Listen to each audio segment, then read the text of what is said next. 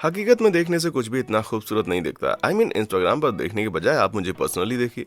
यही बात advertisement industry पर भी लागू होती है भाई। मैश्ड पोटैटो आइसक्रीम से लेकर सीक्रेट ऑगमेंटेड रियलिटी कास्ट तक, आइए देखते हैं एडवर्टीजमेंट इंडस्ट्री में इस्तेमाल किए जाने वाले कुछ हैरत अंगेज पैंतरों को।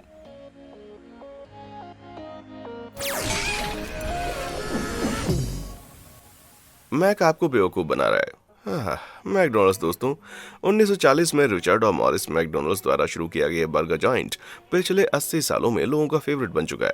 और भले ही माना जाता कि करीब 6 करोड़ 90 लाख कस्टमर हर रोज उनके रेस्टोरेंट में आते हैं, उनके बर्गर बदनाम है और बिल्कुल भी वैसे नहीं दिखाई देते जैसा आप उन्हें उनके होर्डिंग या टीवी एडवर्टीजमेंट में देखते हैं। लेकिन मैकडोनल्ड्स अपने एडवर्टीजमेंट में अपने बर्गर को इतनी खूबसूरती और परफेक्शन से कैसे पेश करते हैं? 2012 में कनाडा के मैकडोनल्ड्स ने एक कस्टमर को जवाब देने के लिए अपने यूट्यूब चैनल पर एक show all behind the scene video post किया, जिसने उनसे पूछा था कि आपके दिखाए गए एडवर्टीजमेंट में आपके बर्गर इतने अलग क्यों दिखते हैं। वीडियो में उन्होंने बताया कैसे वो अपने छोटू से बर्गर को इतना बड़ा दिखाते हैं। हैरानी की बात यह है कि वो अपने बर्गर में 100% उन्हीं चीजों का इस्तेमाल करते हैं, बस थोड़ी सी चालाकी के साथ। दोस्तों, ऐसा लगता है कि मैकडोनल्ड्स हमें परफेक्शन का कॉन्सेप्ट बेचने की कोशिश कर रहा है और मुझे यकीन है कि वो ऐसा कर ही रहे हैं। उनका खास मकसद अनियन और पिकल जैसी अंदर छुपी हुई इन सारी चीजों को दिखाना है जो अक्सर हुड के नीचे छिपे होते हैं, और जबकि ये एक सिंपल प्रोसीजर की तरह लगता है। इसके लिए सच में एक फूड स्टाइलिस्ट के नॉलेज और टैलेंट की जरूरत होती है। इस आदमी का काम खाने को तैयार करना और अरेंज करना है ताकि वो जहां तक हो सके खूबसूरत और दिलकश लगे, जिसकी वजह से खाना अनरियलिस्टिक लगता है और जिसे अक्सर खाया नहीं जा सकता, जैसे कि आप इस वीडियो में बाद में देखेंगे। मैकडोनल्ड्स के कैंपेन के लिए चीजें सजाने के बाद फूड स्टाइलिस्ट एक गर्म और तेज चाकू लाता है और चीज को पिघला देता है। इसके बाद बारी आती है सॉस को सही ढंग से सजाने की। केचप और मस्टर्ड सॉस को सिरिंज में डालकर उसके डॉट्स के शेप में उस पर लगाया जाता है। इतनी कड़ी मेहनत के बाद भी बर्गर को पूरी तरह से जायकेदार दिखाने के लिए उसकी तस्वीरों को टचअप किया जाता है। फोटो एक्सपर्ट सावधानी से चीजों के सैचुरेशन को एडजस्ट करता है, उन्हें बड़े करीने से इकट्ठा करता है और किसी भी तरह की खराबी या दाग धब्बों से दूर करता है। इसका नतीजा ये आपको मिलने वाले बर्गर से बिल्कुल अलग होता है। मैकडोनल्ड्स के हड़बड़ी में काम करने वाले वर्कर से उलट, जो इसे बेतरतीब ढंग से एक साथ रख देते हैं ताकि हम ऑर्डर देने के 2 मिनट के बाद ही इसे अपने मुंह में भर सकें। ये एक मेहनत का काम है भाई, जिसमें घंटों लग सकते हैं। मैकडोनल्ड्स अपने बर्गर को अपने एडवर्टीजमेंट में जितना वो है उससे थोड़ा ज्यादा बेहतर दिखाते हैं, लेकिन उनके फ्राइज के लुक में भी थोड़ा फर्क दिखता है। सूत्रों का कहना है कि फास्ट फूड जॉइंट्स कथित तौर पर अपने एडवर्टाइज किए गए फ्राइज को टूथपिक्स और स्पंज की मदद से सीधा खड़ा करते हैं। और भले ये साबित नहीं हुआ है, लेकिन मुझे लगता है कि हम सभी सहमत हो सकते हैं कि एडवर्टीजमेंट में देखे गए सही लेआउट को हासिल करने के लिए शायद ही किसी जादू का इस्तेमाल किया गया था भाई। चाहे वो स्पंज हो, टूथपिक्स हो या फिर कुछ और, मुझे तो एक बार में एक साथ 5 खाने से कोई रोक नहीं सकता। शायद ही बर्फ है दोस्तों, जैसा कि 90 के दशक के रैपर वैनिला आइस ने इशारा किया। यह सच है कि बर्फ सच में एक नए अवतार में वापस आ गई है, यानी नकली बर्फ। असली बर्फ का इस्तेमाल फिल्मों और टेलीविजन में शायद ही कभी किया जाता है, क्योंकि ये पिघल जाती है, इसलिए ये ना तो आकर्षक है और ना ही इतनी मजबूत कि इसे बड़े पर्दे पर शोकेस किया जा सके, खासतौर पर इसके धुंधले बादलों जैसे सफेद रूप को देखते हुए। और इसे इसके नकली काउंटर पार्ट के बगल में रखें तो मुझे लगता है कि ये एक क्लियर विनर है भाई। फिल्म, टीवी और एडवर्टीजमेंट में इस्तेमाल की जाने वाली आर्टिफिशियल बर्फ के कई फायदों में से एक ये है कि इसे पिलपिले सिलिकॉन रबर से बनाया गया है, जैसा कि आप टिकटॉक फिल्म मेकर डेविड मा द्वारा शेयर की गई इस क्लिप में देख सकते हैं। ये आसानी से टूट जाता है, जिसका मतलब है कि फूड स्टाइलिस्ट का बर्फ के शेप और साइज पर अच्छा खासा कंट्रोल होता है। ये पिघलती नहीं है, इसे आसानी से मैनिपुलेट भी किया जा सकता है और इसकी आवाज भी नहीं होती। ये फिल्म में खास तौर से महत्वपूर्ण है, जहां असली बर्फ की खनखनाहट अक्सर एक्टर को डायलॉग बोलते वक्त डिस्टर्ब कर सकती है। यार, किसने सोचा होगा कि इतनी छोटी चीजें इतना बड़ा बदलाव ला सकती हैं? और ये तो इसका आधा भी नहीं है भाई। फिल्में और एडवर्टीजमेंट चीजों को असली दिखाने के लिए लगातार कोशिश कर रहे हैं, और चूंकि ये बर्फ जैसी ठंडी नहीं है, इसलिए फूड स्टाइलिस्ट ने इसे नकली बनाने का एक और तरीका निकाला है। फूड स्टाइलिस्ट ग्लिसरीन को एक नीडल में भरते हैं और चालाकी से उसकी बूंदों को ड्रिंक के ऊपर डालते हैं, जिससे ऐसा लगता है कि ड्रिंक अभी अभी फ्रिज से बाहर निकाला गया है और उससे मॉइस्चर टपक रहा है। चूंकि ग्लिसरीन लगभग पानी की जैसा दिखता है और लंबे समय तक अपनी जगह पर टिका रहता है, इसलिए फोटोग्राफर को फोटो लेने के लिए ग्रेविटी का और टाइम के निकल जाने का डर नहीं रहता। ग्लिसरीन लगाने के बाद फूड स्टाइलिस्ट बोतलों पर पानी और ग्लिसरीन के 1 बाय 1 का घोल छिड़कते हैं, जिसकी वजह से ड्रिंक रूम टेम्परेचर पर मिलता है, जैसे रेफ्रिजरेटर से ताजा बाहर निकाला गया हो। यार, वो कहते हैं ना कि हर चमकने वाली चीज सोना नहीं होती, लेकिन मैं तो कहूंगा कि हर टपकने वाली चीज ठंडी नहीं होती। प्याज का जाल। दोस्तों, प्याज की तलब हर जगह बनी रहती है। और नहीं, मैं आपकी एक्स गर्लफ्रेंड के इंस्टाग्राम के बारे में बात नहीं कर रहा हूँ। मैं कमर्शियल एडवर्टीजमेंट में इस्तेमाल किए जाने वाले अजीब ड्रिंक्स के बारे में बात कर रहा हूँ। और कुछ हैरान कर देने वाली चीजें भी हैं।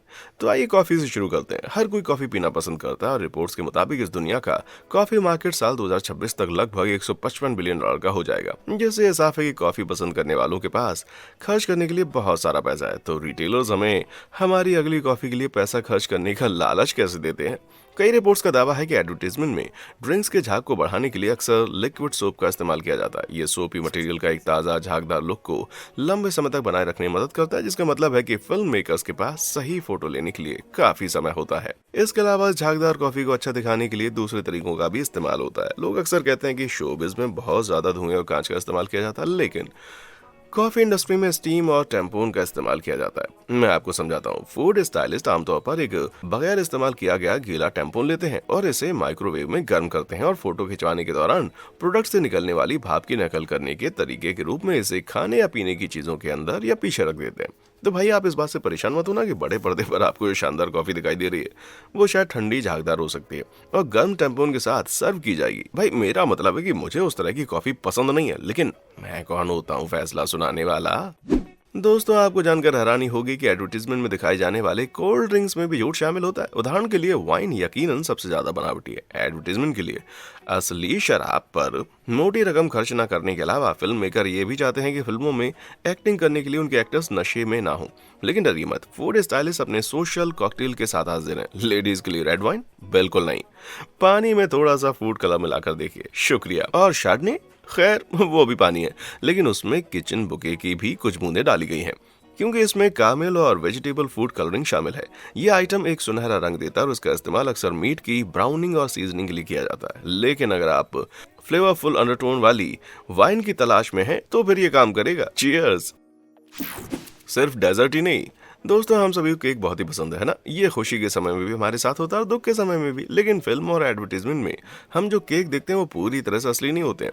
फ्रॉस्टिंग पिघलने के कारण केक पिचकने लगते हैं और ये काफी हद तक स्टूडियो में लगी बड़ी लाइट्स के कारण होता है। पिघली हुई फ्रॉस्टिंग के रिसने गर्म गंदगी को रोकने के लिए फूड स्टाइलिस्ट केक की परतों के बीच कार्डबोर्ड की परतें डालकर उसे मजबूत कर सकते हैं। और एक बार जब कार्डबोर्ड रख दिया जाता है तो वो उस पर फ्रॉस्टिंग की एक और परत लगा देते हैं, जैसे कुछ हुआ ही नहीं। यार, इन धोखेबाज डेजर्ट्स में और भी कई हैं, यहाँ तक कि आपके भरोसेमंद मेल्टेड चॉकलेट भी इसमें शामिल है। न्यूयॉर्क शहर में रहने वाली फूड स्टाइलिस्ट एम्मा फीजेनबाम ने एक इंटरव्यू में कहा था कि असली पिघला हुआ चॉकलेट का इस्तेमाल करने के बजाय stylist cleaning agent, borax, PVA glue और फूड कलर के मिक्सचर का इस्तेमाल करके होममेड स्लाइम बनाना पसंद करते हैं। लेकिन ये घटिया धोखेबाज यहाँ क्या कर रहा है भाई? क्योंकि स्लाइम चॉकलेट जितनी जल्दी पिघलती या फिर सख्त नहीं होती, इसलिए मनपसंद शेप पाने के लिए इसमें आसानी से हेर फेर किया जा सकता है। यार, फूड स्टाइल्स की रेपुटेशन बड़ी खराब होती है ना। इसके अलावा व्हिप्ड क्रीम भी इस नौटंकी और चालाकी का हिस्सा बन गई। इसलिए फूड स्लाइस के हिसाब से असली व्हिप्ड क्रीम का इस्तेमाल शायद ही कभी किया जाता है, क्योंकि ये जल्दी बह जाती है और एक बदबूदार मैस में बदल जाती है। इसलिए वो अक्सर व्हिप्ड क्रीम के जुड़वा कहे जाने वाले शेविंग फोम का इस्तेमाल करना पसंद करते हैं। जी हाँ, इसकी चमकदार सफेद दिखावट और लंबे समय तक चलने वाले स्ट्रक्चर के कारण शेविंग फोम व्हिप्ड क्रीम का सही रिप्लेसमेंट है और उतना ही आकर्षक लगता है। लेकिन मेरा विश्वास कीजिए, ये उतना टेस्टी नहीं है। तो दोस्तों, हमारे अगले डेजर्ट के लिए जरा तैयार हो जाइए। इमेजिन कीजिए, राइट, ड्रामेटिक मोनोलॉग। एक उमस भरा दिन है, आप गर्मी में झुलस रहे हैं, आप एक ठंडी आइसक्रीम को गले लगाने के लिए तरसते हैं और जैसे जैसे वो आपके पास आती है, आप इसके आकर्षण के आगे झुक जाते हैं। आपकी जेब कोन के किनारे से टपकती हुई आइसक्रीम के एक बूंद को लपकने के लिए दौड़ती है, पर बहुत देर हो चुकी है। आइसक्रीम की मलाईदार बूंदें सभी तरफ से टपकने लगती हैं। आपके हाथ, अफसोस, आपकी सारी कोशिशों के बावजूद आपके हाथ चिपचिपे हो जाते हैं। आइसक्रीम, मैं चीखता हूँ। तो दोस्तों, लंबी कहानी को छोटा करते हुए हम सभी ने इसे एक्सपीरियंस किया है कि आइसक्रीम पिघलती है। वेल, कम या ज्यादा, लेकिन आप अंदाजा लगा सकते हैं कि उसकी तस्वीर लेने की कोशिश करना कितना मुश्किल हो सकता है। तो इस चिपचिपी स्थिति से बचने के लिए फूड स्टाइलिस्ट इसके बजाय मैश्ड पोटैटो का इस्तेमाल करते हैं। जी हाँ, फूड कलरिंग की कुछ बूंदों का इस्तेमाल करके फूड स्टाइलिस्ट आलू को पुडिंग में बदल सकते हैं। तो आलू ही क्यों? वेल, बहुत ही सिंपल है। मैश किए हुए आलू की कंसिस्टेंसी वैसी होती है, इसे आसानी से कलर किया जा सकता है और जरूरत पड़ने पर खाया भी जा सकता है। और भले ही मैश किए हुए आलू पूरी तरह से खराब नहीं होते हैं, लेकिन यार, एक मीठी स्ट्रॉबेरी संडे आइसक्रीम की बजाय मलाईदार मैश किए हुए आलू को चाटने के बारे में सोचकर ज्यादा अजीब लगने लगता है। लेकिन दोस्तों, अगर अभी तक आप इस वीडियो के स्वाद का मजा ले रहे हैं तो खुद पर एक एहसान कीजिए और चैनल को सब्सक्राइब कर दीजिए। All done? ग्रेट। चलिए फिर लौटते हैं आगे। रोबोट्स। दोस्तों, जिस दुनिया में हम रहते हैं उसमें सिर्फ खूबसूरती से खाना तैयार करना ही काफी नहीं। अगर फूड एडवर्टीजमेंट पर भरोसा किया जाए तो हम खाने की चीजों को हवा में की गई आतिशबाजी की तरह उछालते हैं और छिड़कते हुए देखना पसंद करते हैं। और आप अंदाजा लगा सकते हैं कि सारी फूड जिम्नास्टिक में कितनी तैयारी लगती होगी। स्टीव जेराल्ट एक एक्सपर्ट टैको टॉसर हैं, लेकिन आप उनके रेज्यूमे पर विजुअल इंजीनियरिंग ही लिखा हुआ देखने की उम्मीद कर सकते हैं। स्टीव और उनकी production team garage extra ordinary robot mechanism बनाने का काम करते हैं, जिसका इस्तेमाल वो पॉपिंग, ड्रॉपिंग और शो स्टॉपिंग विजुअल्स बनाने के लिए करते हैं। एक इंटरव्यू में स्टीव ने खुलासा किया कि उनका पसंदीदा क्रिएशन वो है जिसे वो डीकंस्ट्रक्टेड बर्गर रिंग कहा जाता है, जिसे आप पहले ही एडवर्टीजमेंट में देख चुके होंगे।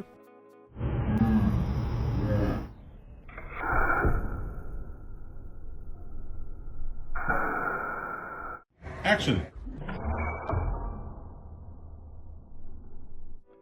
काफी इंप्रेसिव है ना। जैसा कि आप देख सकते हैं, हर एक इंग्रेडिएंट को तार के एक टुकड़े पर सस्पेंड कर दिया जाता है, जिसे फिर पोस्ट प्रोडक्शन में एडिट किया जाता है। फिर तार को गिलोटिन मैकेनिज्म द्वारा जल्दी से काट दिया जाता है और बाकी का काम ग्रेविटी के भरोसे छोड़ दिया जाता है। यार, काश कि हर दिन कपड़े पहनना भी इतना आसान हो सकता। स्टारबक्स का तरीका। दोस्तों, मैं भी स्टारबक्स को उतना ही प्यार करता हूँ जितना ही कोई और, लेकिन वो मेरा नाम हमेशा गलत तरीके से लिखते हैं। इसका दोष मैं अपने माँ बाप को देता हूँ। मेरा मतलब है, कौन अपने बच्चे को वाव फैक्स कहता है। वैसे भी हमारे नामों को लगातार गलत तरीके से लिखे जाने की उनकी इस आदत ने एक ऑनलाइन साजिश को जन्म दिया है। ये जानबूझकर भी किया जा सकता है भाई। थ्योरी यह है कि स्टारबक्स कॉफी शॉप में काम करने वाले वर्कर कभी कभी कस्टमर के नाम को बहुत मजेदार तरीके से लिख देते हैं, ताकि वो दोस्तों, परिवार वालों और सोशल मीडिया के साथ इस अजीब गलती को शेयर कर सकें और स्टारबक्स को थोड़ी पब्लिसिटी मिल जाए। वाह, क्या चाल है। वह स्टारबक्स ने इन आरोपों का जवाब दिया और दोषी ना होने की एक याचिका भी दायर की है। वकीलों का दावा है कि उनके नाम लेने की आदत उनके वर्कर्स के लिए कस्टमर्स के साथ बातचीत करने का एक बिल्कुल मासूम और दिलचस्प तरीका है, ये कहते हुए कि उनका कोई उल्टा मकसद नहीं है। मशहूर स्टारबक्स कॉफी से आने वाली अनोखी ब्रांडिंग और जिम्मेदारी की भावना निश्चित रूप से एक अच्छी स्ट्रेटेजी है, भले ही नाम जानबूझकर गलत तरीके से लिखे गए हों या ना लिखे गए हों। लॉन्ग रन में ये कस्टमर्स की वफादारी को बढ़ाता है, क्योंकि इससे कस्टमर खुश रहता है और ब्रांड से जुड़ा रहता है, जबकि बड़ी कंपनी को छोटा और ज्यादा आराम का अनुभव देता है। तो पूरी ईमानदारी से मुमकिन है कि अगर आपके स्टारबक्स कैशियर ने आपका नाम गलत लिखा है तो ये किसी साजिश के कारण नहीं है, बल्कि इसलिए है क्योंकि उन्होंने या तो आपको सही ढंग से सुना नहीं है, या फिर उन्हें परवाह नहीं है कि करेन का नाम सी से शुरू होता है या के से। Not so real estate. दोस्तों, हम में से कई लोगों के लिए घर खरीदना शायद सबसे बड़ा इन्वेस्टमेंट है। सीएनबीसी ने खुलासा किया है कि एक औसत अमेरिकी घर की कीमत $3 लाख से थोड़ी कम होती है। तो इसमें कोई हैरानी की बात नहीं है कि बहुत सारे भूखे रियल्टर्स हमारा पैसा छीनने और डील क्लोज करने के इंतजार में रहते हैं, लेकिन वो हमें खरीदने के लिए कन्विंस कैसे करते हैं भाई। सबसे पहले तो उन्हें आपको अपने जाल में फंसाने के लिए थोड़ा चारा चाहिए, जो अक्सर कुछ गुमराह करने वाली ऑनलाइन तस्वीरें दिखाकर करते हैं। गुमराह कैसे? वेल, एक कमरे में एक ही जगह से ली गई इन 2 तस्वीरों पर एक नजर डालिए। क्या आपको नहीं लगता कि ये थोड़ी अलग है? ऐसा इसलिए है क्योंकि वाइड एंगल लेंस, जो कि दूसरी फोटो को लेने के लिए इस्तेमाल किया गया है, जगह को थोड़ा चौड़ा दिखाता है। चीजें नॉर्मल से कहीं ज्यादा दूर दिखती हैं, जो फोरग्राउंड और बैकग्राउंड के बीच के साइज के अंतर को बढ़ा चढ़ाकर पेश करती हैं, जिससे भ्रम पैदा होता है कि कमरा बड़ा है, जबकि ये समझ में आता है कि रियल्टर्स घर को ज्यादा दिखाना चाहते हैं। आप समझ सकते हैं ये तस्वीरें अक्सर बनावटी क्यों होती हैं। और अब जब स्मार्टफोन में अल्ट्रा वाइड एंगल होते हैं तो चीजों को जितनी वो बड़ी है उससे कहीं ज्यादा बड़ा दिखाना काफी आसान हो गया है, जिससे उनको कई तरीके से इस्तेमाल भी किया जा सकता है भाई। तो क्या होता है जब आप कोई घर देखते हैं और महसूस करते हैं कि ये वो वैसा नहीं है जैसा आपने सोचा था, और वो इस कचरे के ढेर की साफ सफाई कैसे करते हैं? वेल, कोलोराडो में रहने वाले एक रियल एस्टेट एजेंट क्रिप एरिक्सन के हिसाब से खुशबू एक खास चीज है जिसका रियल एस्टेट एजेंट अक्सर अपने फायदे के लिए इस्तेमाल करते हैं। कोई भी ऐसी चीज जो एक आकर्षक और दिलकश घर जैसी खुशबू पैदा कर सके, उसे स्प्रे किया जाता है, जैसे कि चॉकलेट चिप कुकी स्प्रे या पॉपकॉर्न का भी इस्तेमाल किया जा सकता है। एरिक्सन मूड बनाने के लिए म्यूजिक का इस्तेमाल करने की भूमिका पर भी जोर देते हैं, लेकिन वो किसी भी तरह के दर्दनाक जज्बातों को पैदा करने से बचने के लिए किसी भी मशहूर म्यूजिक का इस्तेमाल करने से बचते हैं। आखिरकार आप इसे इमेजिन कर सकते हैं? वाह, ये घर कितना प्यारा है। जरा रुको, क्या वो निकेल बैग है? चलो डियर, हम चलते हैं यहाँ से। रियल एस्टेट के अलावा कार खरीदना किसी की भी जिंदगी के सबसे बड़े इन्वेस्टमेंट में से एक है। फोर्ब्स के हिसाब से एक एवरेज नई कार की कीमत लगभग $45,000 पड़ती है। 2030 तक ऑटोमोबाइल इंडस्ट्री के मुनाफे के लगभग $9 ट्रिलियन तक बढ़ने की उम्मीद है, जिससे कार डीलरों की पैसा लूटने की होड़ बन जाएगी। इसलिए ये पता चलता है कि ऑटोमोबाइल इंडस्ट्री में थोड़े से प्रमोशनल पब्लिसिटी स्टंट का होना कोई हैरानी की बात नहीं है। यकीनन उनमें से सबसे ज्यादा माइंड ब्लोइंग ब्लैकबर्ड कहलाता है, एक वर्चुअल ट्रांसफार्मर जो किसी भी कार का शेप ले सकता है। मैं आपको समझाता हूँ। ब्लैकबर्ड काफी हद तक किसी भी दूसरी कार की तरह ही काम करता है, लेकिन इसे 360 डिग्री कैमरा और लेडार स्कैनर के कारण ये सच में काफी शानदार है। जबकि इसका 360 डिग्री का डैश कैमरा आसपास के इलाके को रिकॉर्ड करता है। लेडार स्कैनर आसपास की बिल्डिंग और चीजों के डायमेंशन को रिकॉर्ड करने के लिए लेजर तकनीक का इस्तेमाल करता है। कंप्यूटर ग्राफिक्स का इस्तेमाल करते हुए ब्लैकबर्ड को फिर किसी भी कार में बदला जा सकता है, कल्पना की गई किसी भी कार की तरह। लेकिन 360 कैमरा और लेडार स्कैनर से 3D मोशन कैप्चर के साथ एनिमेटर CGI कार पर ओरिजिनल रिफ्लेक्शन बना सकते हैं, जिसकी वजह से एक हाइपर रियलिस्टिक रेंडर लगा होता है जो लगभग असली चीज के जैसा ही लगता है। इतना ही नहीं, ब्लैकबर्ड पूरी तरह से एडजस्टेबल है, जिससे इसे बढ़ाया जा सकता है, चौड़ा किया जा सकता है और टोयोटा से लेकर रेंज रोवर तक किसी भी कार के ओवरऑल प्रोपोर्शन से मिलाने के लिए पहियों और सस्पेंशन को बदला जा सकता है। जितना ये शानदार है, असली कार की तस्वीर लेना आसान रहेगा, है ना? नहीं, ऐसा नहीं लगता।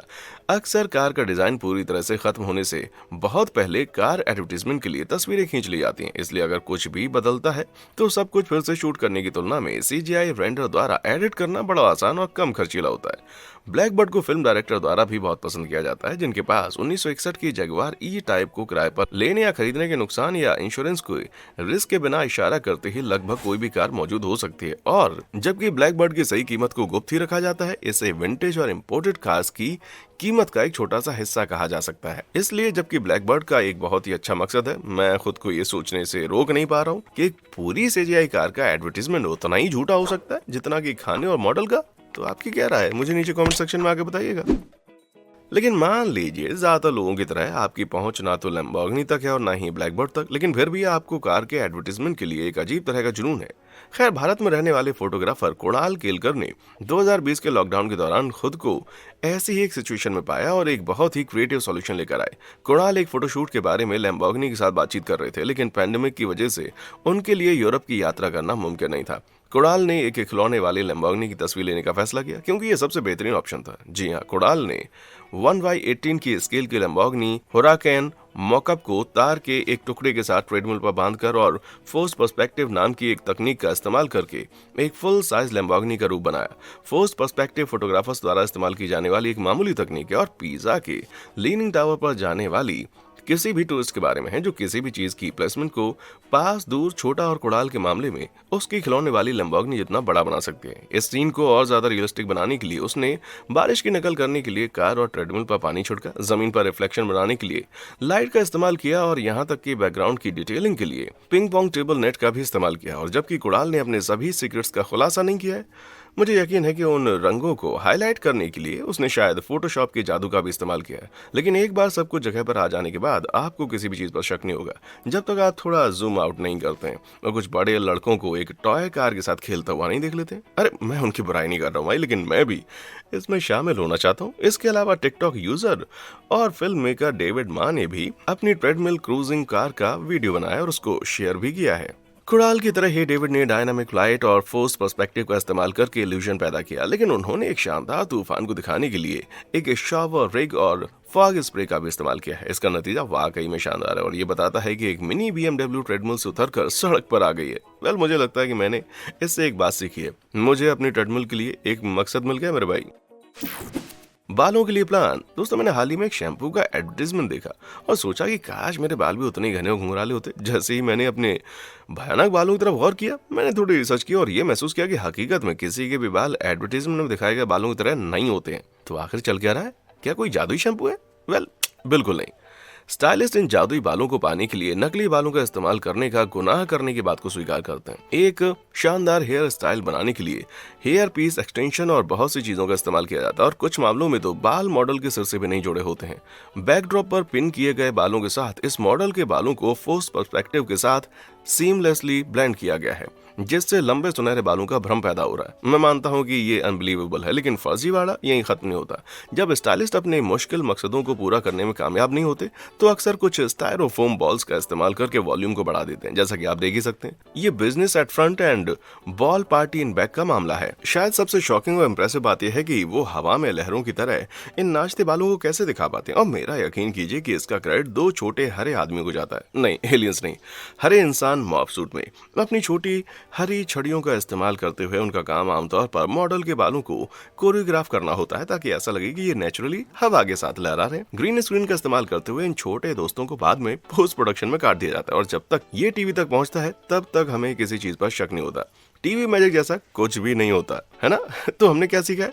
वेल, अगर आप सच में अपने बाल एडवर्टीजमेंट में दिखाए गए बालों की तरह चाहते हैं तो आपको दो हरे लड़कों को, कुछ स्टेरोफोम बॉल्स और एडम्स फैमिली के कजिन नेट द्वारा ली गई कैंची की जरूरत होगी, जो सभी अच्छी रिटेल शॉप पर अवेलेबल है। और हो सकता है उस असली शैम्पू की जिसे वो आपको बेचने की कोशिश कर रहे हो, लेकिन मुझे इस पर थोड़ा शक है भाई। मैं तो भूल ही गया। अगर इसके अलावा आप कुछ और भी ऐसी चीजें देखना चाहते हैं जो कंपनी अपने एडवर्टीजमेंट में कभी नहीं दिखाएंगी, जैसे कि मैकडॉनल्ड्स के वर्कर अपने पिछवाड़े को खुजाते हुए और कीड़े वाले बर्गर भी, तो मेरा दूसरा वीडियो आप कभी नहीं जान पाएंगे आपके खाने के साथ क्या हुआ था, ये देखिए, ये डेफिनेटली आपकी आंखें खोल देगा। तो दोस्तों, इनमें से किस कमर्शियल ट्रिक ने आपको सबसे ज्यादा चौंका दिया, मुझे नीचे कमेंट सेक्शन में आकर बताएं। और हाँ, देखने के लिए शुक्रिया।